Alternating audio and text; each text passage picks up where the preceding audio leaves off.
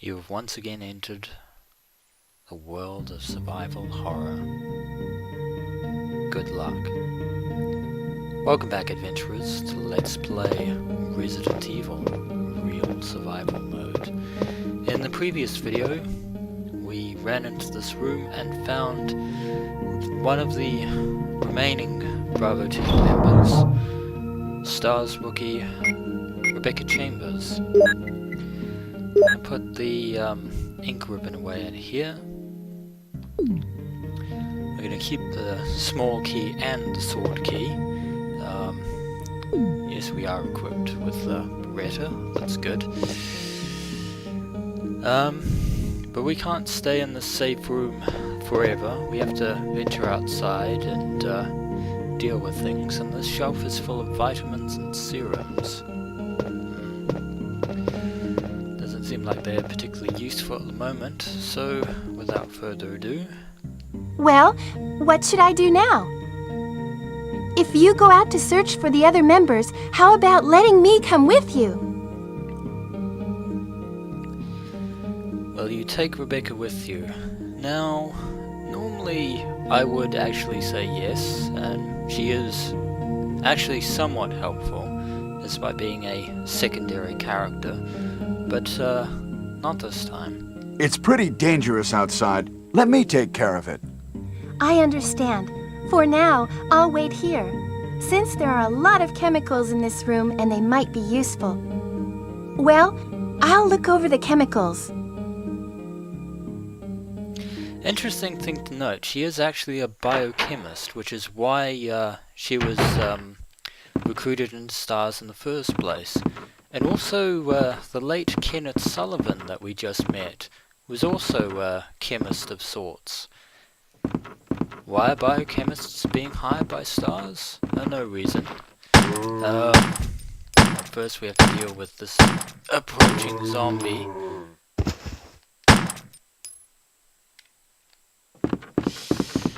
We showed him. And we still have plenty of bullets to spare for the time being. But yeah, Rebecca and Kenneth of the Bravo team were hired on the basis that both of them are chemists. Whether that actually has any real significance at the moment remains to be seen. But there is another armor door here.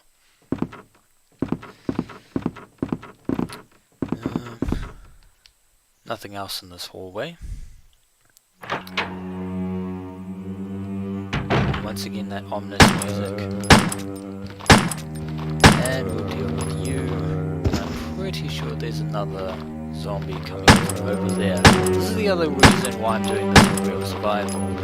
There is no auto aim. There's only manual aim, and I got bit by that zombie, and the other one is going to get up. For some reason, the original Biohazard, and I'm down to Orange Caution, which is rather unfortunate.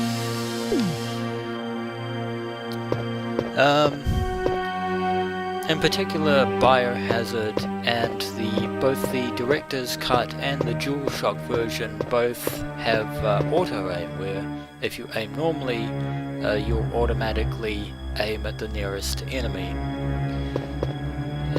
It's very useful and yet not so useful, but in real survival mode it's manual aim only, which is how it was originally meant to be played, and which the original Resident Evil uses. Now we appear to be in some sort of garden area. An old pump. Water seems to be sent from here. The lid is open. Maybe we can do something about it in the future.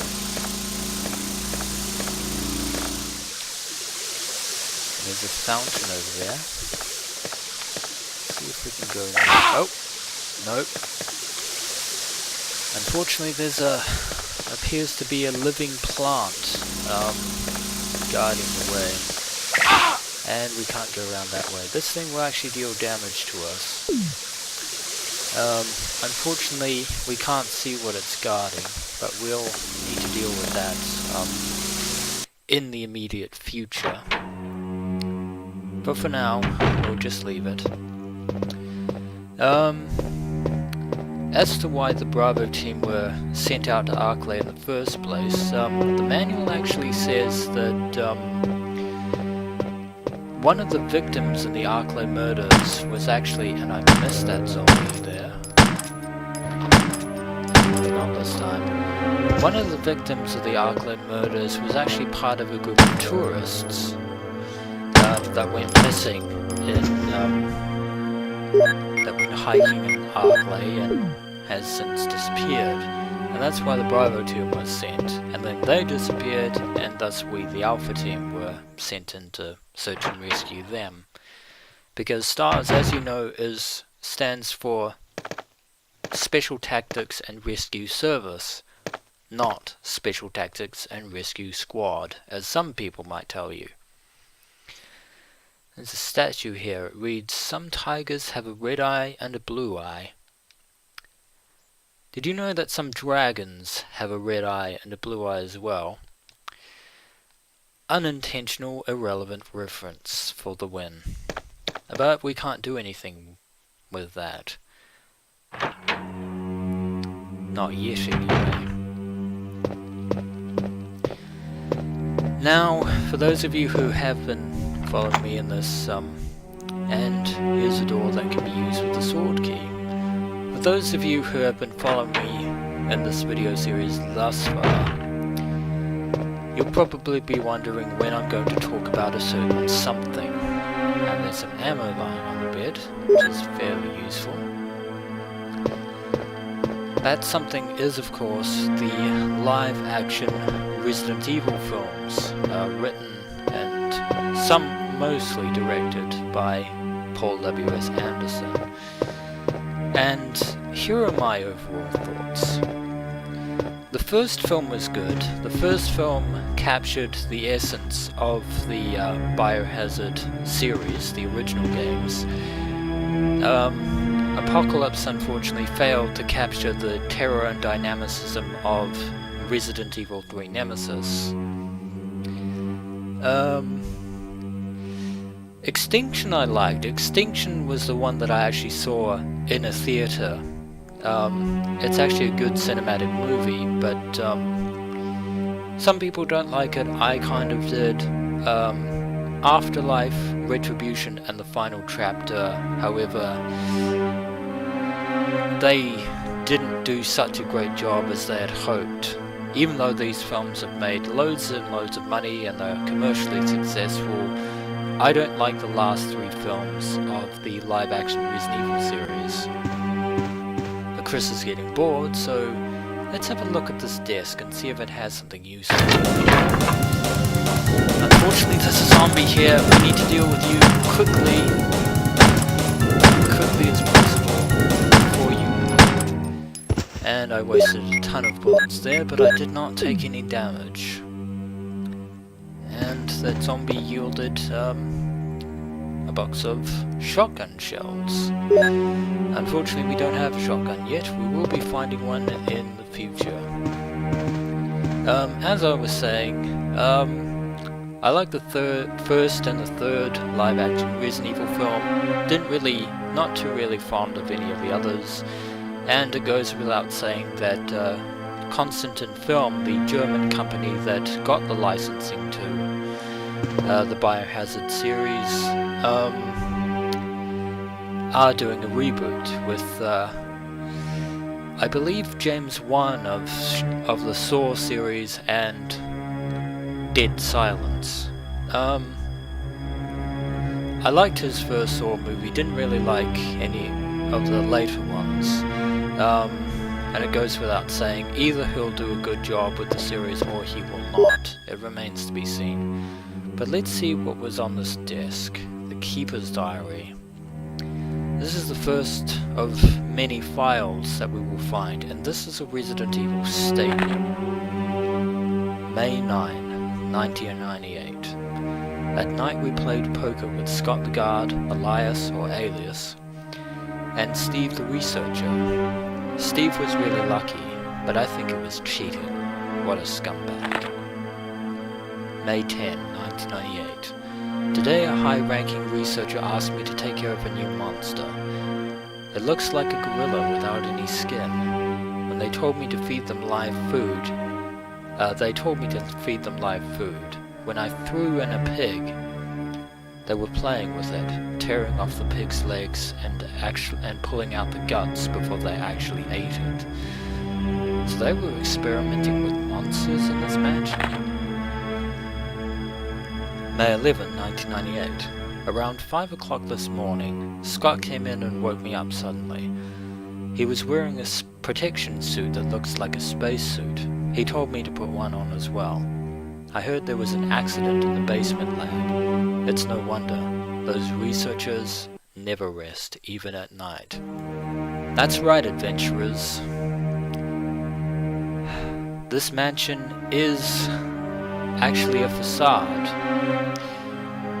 There is a laboratory somewhere, and we need to find it. But more importantly, people were experimenting with something at this laboratory. There are researchers here, like the guy who came out of the closet wearing a lab coat.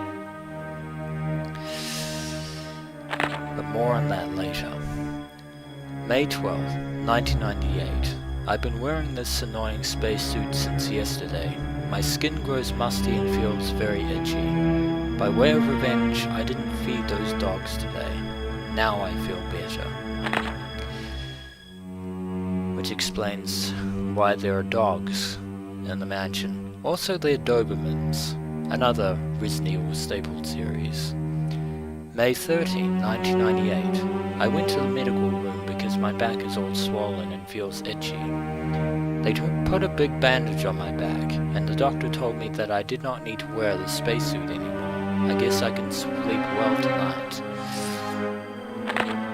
I sincerely doubt that. May 14, 1998.